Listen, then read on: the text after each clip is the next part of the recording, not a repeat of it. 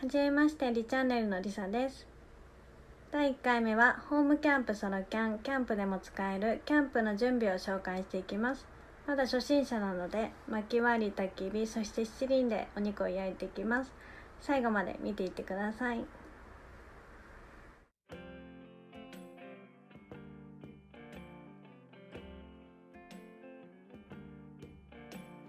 薪を割っていきたいと思います。用意するものはこの軍手とピンクラ、薪、ハンマーです。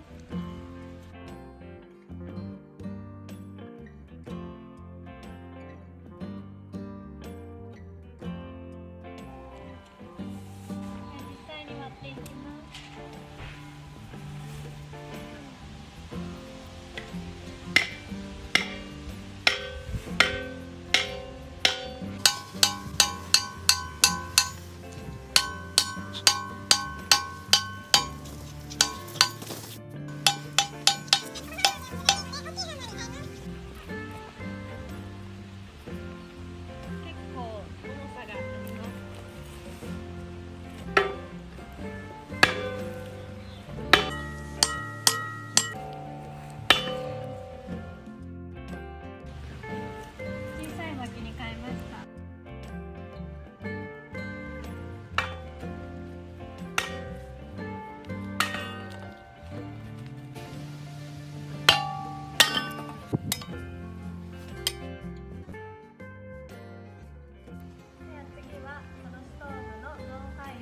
セットしていきます。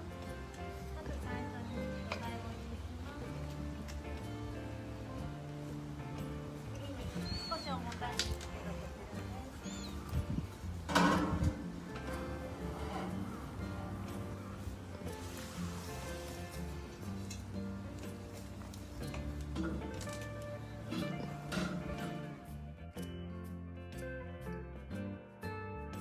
今からテントに使うペグを刺していきます。ハンマーを使います。